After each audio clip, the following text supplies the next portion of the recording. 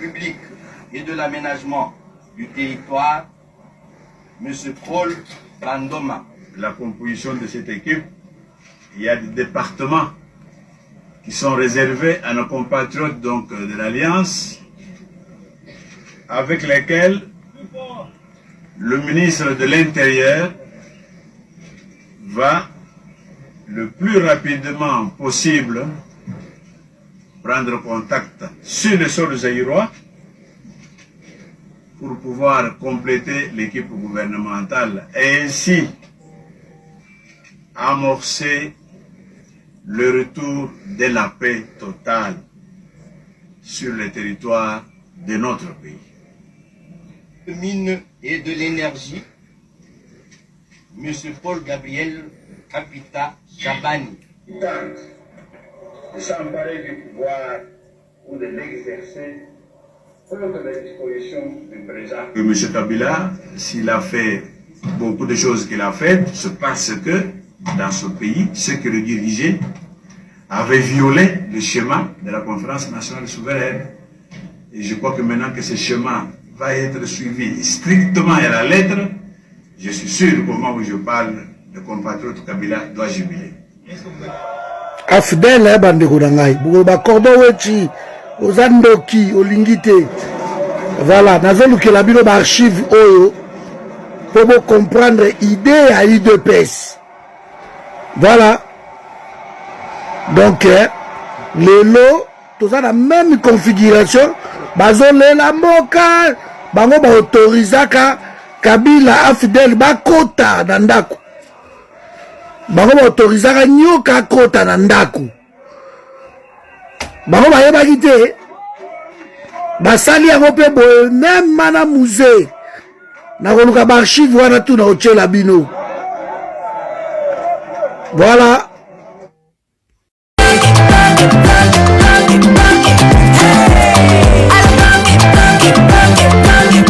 oyoki elenge ya Congo tapelema tapelema tapelema tapelema tapelema.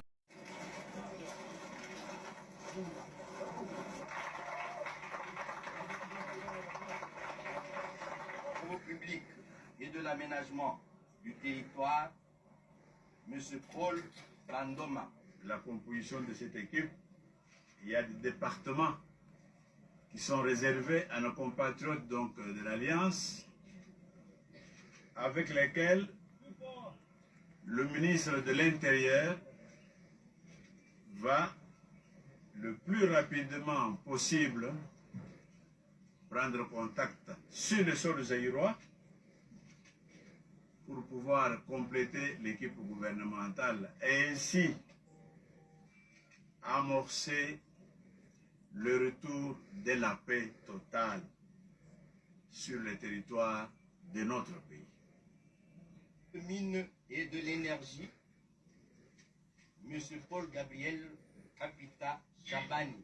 De s'emparer du pouvoir ou de l'exercer contre les dispositions du président. M. Kabila, s'il a fait beaucoup de choses qu'il a faites, c'est parce que dans ce pays, ceux qui le dirigeaient avaient violé le schéma de la conférence nationale souveraine. Et je crois que maintenant que ce schéma va être suivi strictement à la lettre, je suis sûr qu'au moment où je parle, le compatriote Kabila doit jubiler. Afdel bandeko na ngai buko ba cordon weti ozandoki olingite voilà nazolukela bino ba archive oyo pour comprendre idée à UDPS voilà donc lelo tous la même configuration bazolela mboka bango ba autorisaka Kabila Afdel bakota na ndako bango ba autorisaka nyoka kota na ndako bango bayebaki te basali yango mpe boye meme mana musée nakoluka baarchive wana tu na otyela bino voilà mokolo bokosokola ngulu ezala mpe mokolo bokolia ye ono kite ya kozonga kaka na bosoto siza useni celui qui m'amènera Félix le belliqueux ici ligoté aura une récompense importante. N'oubliez pas Kabouya aussi. Il doit être ici. On m'a dit qu'il se cache entre les étals depuis cet après-midi. Je vais par là. Et moi par ici.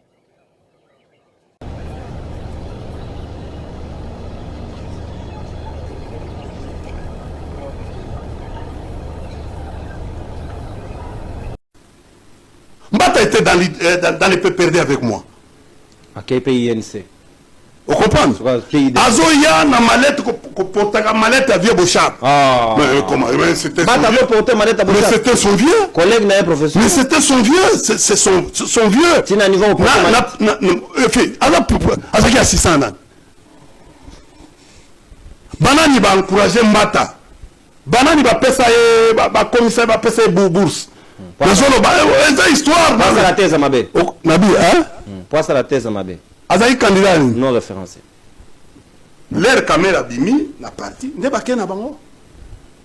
Bakena bango. Ah OK, donc caméra emportaka bango. Ah emportaka bango ba vie nani vie na ngai Mayo Mambek.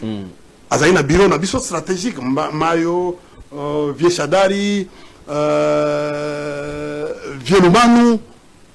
On comprend. Na bureau ya se, on na se, on est côté garage wa. On comprend. Moi na 6e primaire, ba ko ça la paix débat na Mbata ko gagner. Oh, professeur. Mais en fait, na zoto na yo, thèse na ye. On comprend. Au moni lelo na faculté de sciences sociales, politique administrative, il y a République. Après l'université de Lubumbashi, ils ont l'université qui s'engage. L'université qui chasse. Pourquoi? À cause il y a un nombre de thèses. Vous comprenez? Il y a une thèse en bata. Quel est l'étudiant qui a fait référence au récipiendaire? Il y a sali Togema ko assisté. Il y a sali référence na thèse en bata parmi les diplômés, même l'année passée. Azate. Non, il y a un peu fait en Afrique du Sud, en anglais. Et puis, tu as la page de thèse 1. Et ça, pour qu'on ait un placard à l'université Kinshasa, autant la yango. Et pourquoi maintenant nous allons commencer à critiquer décortiquer même la faute. Non, mais mauvaise référence. Oui. Bah, notre frappage. Notre frappage. On a comme une dimension cognostique.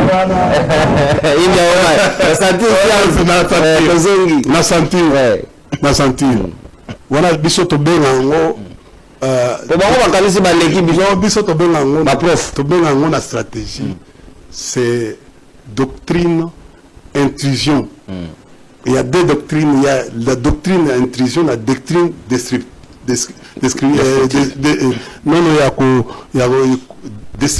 y a qu'à détruire, une destruction. Tu vois, et, par exemple, la Russie, depuis création, il y a la Russie, et dans le domaine de la doctrine, il y a intrusion. Maintenant, Nicolas va comment connecter doctrine américaine, doctrine de destruction. Merci. Mais, et le coup, il va tout ça là, et il y a ma paix, ma casse. C'est dangereux. Dangereux pourquoi? Bah, prof, comment la Constitution n'a pas prévu les changements, a prévu la révision. D'ailleurs, pour faire ça, la révision, il est impossible. Pourquoi? Parce que l'article 219 de l'Obiboyi, il est interdit de faire la révision constitutionnelle pendant l'état de guerre, l'état de siège et l'intérim du président de la République. L'état de siège. Et bon, l'état de siège a été créé par rapport à l'état de guerre. C'est le bâti qui va changer les lois. Bonagana, chef de l'état lobby, tout semble la bisognos pour attendre un miracle. Ah, chef de l'état, comment on a Babel Nagaye, à part Babel Nagaye suprême. Dieu. Babel Nagaye spirituel suprême. Babel Nagaye, Dieu des armées. Babel Nagaye, Dieu des prières. Oh, donc il doit agir. Dieu des armées. Et combat Ebola. La prière, avec Mandouk, avec l'armée. Il combat aujourd'hui au fait Hamas, avec les armes. Comment le président de la République, ça veut dire en stratégie, c'est un aveu d'échec. Ce qui pose à la Cour constitutionnelle. Est-ce que la démission tacite était? Oui, c'est une démission. Comment dans la stratégie, ça peut... Mais d'abord, c'est un défi envers les prêtres. S'il y avait de bons prêtres, un miracle comme ça, les mapona. Et c'est ça le rôle. Les prêtres ne soutiennent pas la rébellion. Ce qui a lingué, voici l'homme. Article 217. Il y a même miracle. Merci. Les catholiques, illustration. C'est juste un autre système. Merci ça.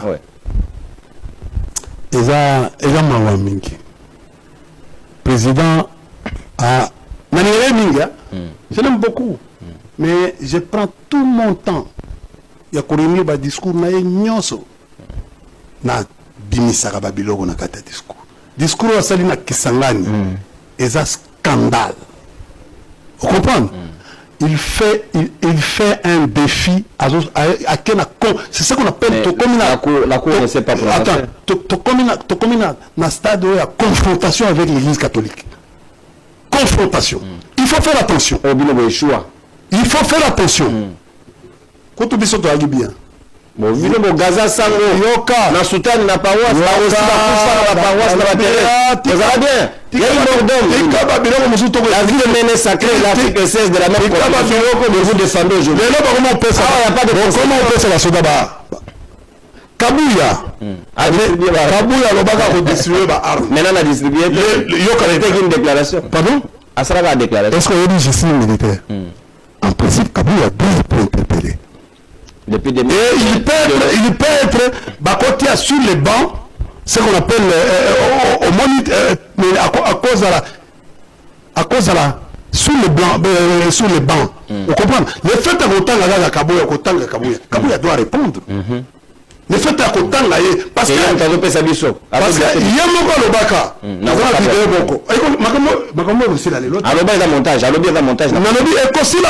parce qu'il y a il va distribuer les armes.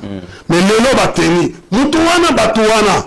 Et ça, il y a un autre qu'on a arrêté.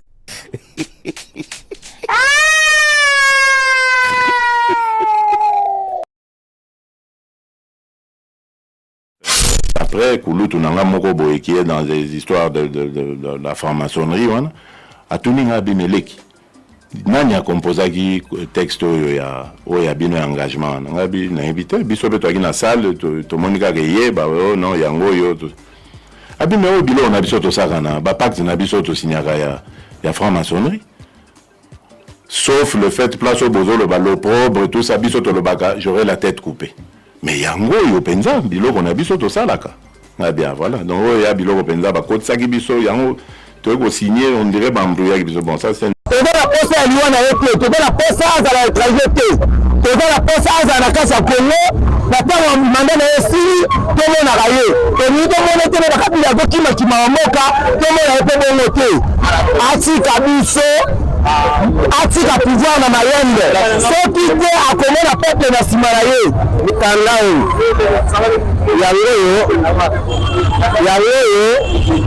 Maïti Sekedi, parce qu'il n'y a pas de la nuance, pas de la boîte à l'eau, pas à la boussisse. On a quatre à Mukandao, et le but de l'État après sa boussée au Sala. Parce que ça m'a dit, Mukandao, le but de Kandimé, il fait bien la famille, il va mettre la place à Sali. Le bateau Kanga Batu Mukandao, Mukandao, tu le bien. Mukandao, le but que, on met sa mité, et va payer ses Basala, pour payer à Sala moto. Et ça m'a dit, Mukandao, le but que, l'État fait passer courant après ça une maille. Est-ce que Mukandao ça m'a dit?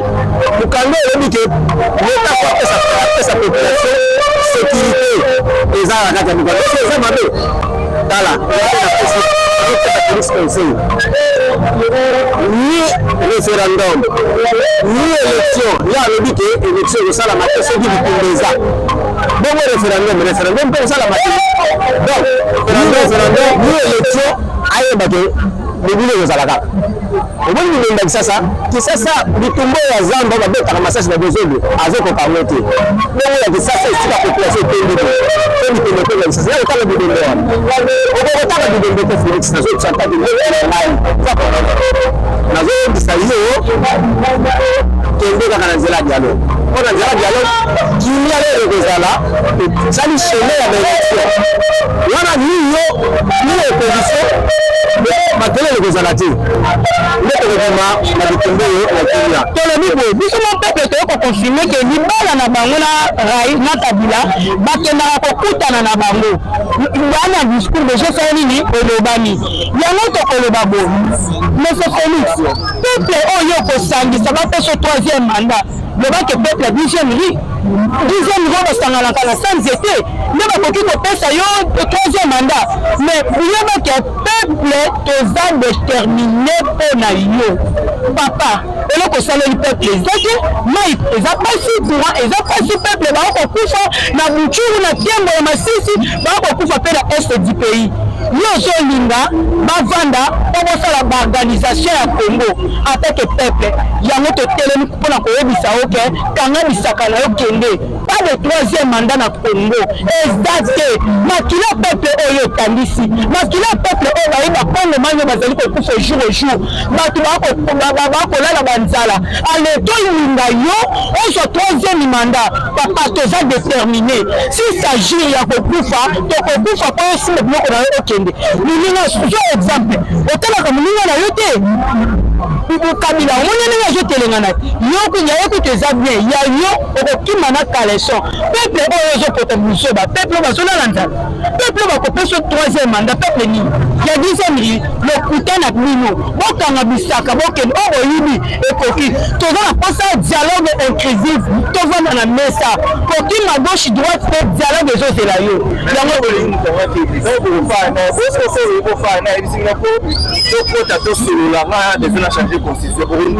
changement ya constitution eza te constitution wana oyo azoka changer azoka pouvoir na constitution oyo badepute nome babima kaka na constitution oyo constitution mibeko nini oyo ezokoloba na kati ya constitution te esengi bachange yango mibeko eza te yebisanga peuple nini oyo akolinga kaka constitution wana azolinga oyo achange yango soki pouvoir na constitution oyo avandi alie miel mene ekoki ayimi ekomi lisusu achangement constitution jamais soki bameki biso bayi peuple tokobima na balabala mpona kolakisa ete Congo oyo Kasavu bakufa mpona Congo oyo jamais trahir le Congo jamais bon Kabila lero azalaki na pouvoir constitution na biso même ezalaki constitution moko ya mabe te mais lelo Kabila à l'époque Kabila balobi ke non constitution na biso eza bonne constitution bambata wana bafélista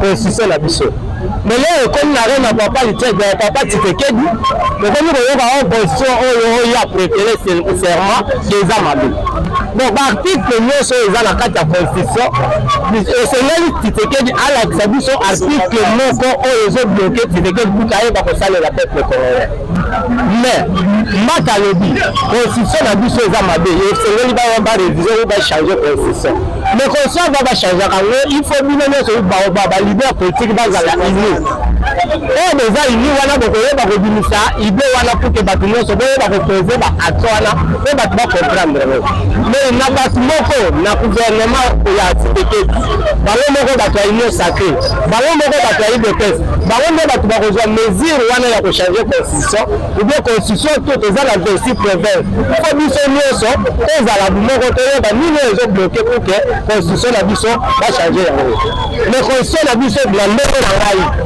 en tant que peuple congolais eza constitution eza mabe te eza malamu baarticle nyonso eza na kati ya constitution eza na article moko ezobloke Tshisekedi te Tshisekedi azoyiba mbongo ya leta ezotambolaka tozoyokaka donc bazotikaka na bacompte bancaire soki ya solo keno constitution ezobloke ye bambongo wana mbele ezobima te ani ata constitution na biso te constitution eza malamu constitution na biso bato baya te bato basalaki yango eza biso moko bato ya mboka bato tosalaki constitution yango prise na ngai nalobi amemama na badistraction wana ya kozala basanction ya kabila ou soit basanction ya nini wana alobela wana te soki aza moto azoyeba alokola bakondamnation ya mort oyo atya kabila pour que bato tokende na voie ya dialogue oyo marke faili azosenga dialogue inclusif national wana eza lokola neti azokofaire distraire bato parce que maloba oyo alobaka yango azongelaka kaka alobi oyo azongeli alobi oyo azongeli mais action na terrain eza te mpo na ngai na koloba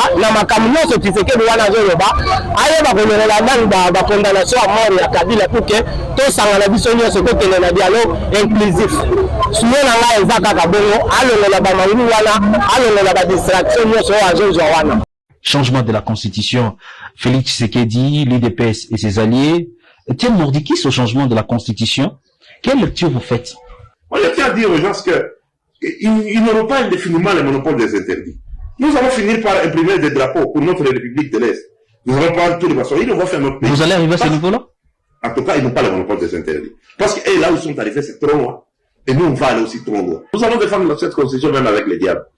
Parce que le fondement de la nation, bien que est-ce que vous êtes des mèches avec l'opposition? Nous allons défendre cette constitution avec tout le monde qui sera prêt de défendre la constitution. La constitution nous oblige de la défendre par tous les moyens. Nous n'allons pas définitivement nous justifier, nous sommes avec... Mais qui a été avec le Rwanda plus que l'IDPS? Qui? On a vu qui c'est qui d'ici, avec les FCD. Même les armes, nous allons les prendre. Pour défendre cette constitution, nous allons prendre les armes. Et on va les chasser. Donc c'est assumé. Je vous dis, les drapeaux sont en train d'être imprimés pour la nouvelle République de l'Est. La République unie des Swahiliphones. Les drapeaux sont en train d'être, je l'ai dit, les drapeaux sont en train d'être imprimés. Parce que tout simplement... Lui, comme parce qu'il pense qu'il a le monopole de la folie, il va comprendre qu'il y a plus fou que lui dans l'RDC. Il n'a pas le monopole des interdits. Nous allons tous faire les interdits. On va couper le pays.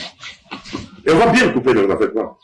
Tout Kolwezi, tout Lubumbashi, Ituri, on va aller régler le problème d'Ebola nous-mêmes chez nous à Ituri, là-bas, toute la province orientale. Nous aurons le Maniema, les Nord Kivu, les Sud Kivu, c'est des coins viables. Est-ce que c'est ce qui va suivre les sit-ins ou il y a d'autres actions qui seront menées? Plus que ce qui va avancer vers la folie, nous aussi on va avancer vers une autre folie. Et on en a le moyen, lui il n'en a pas. Ça veut dire quoi? Ça veut dire que nous allons couper le pays. C'est déjà acté ou c'est... On va couper le pays. Et vous allez voir. Vous aurez bientôt un pays où vous ferez beau vivre. Vous aurez des routes, des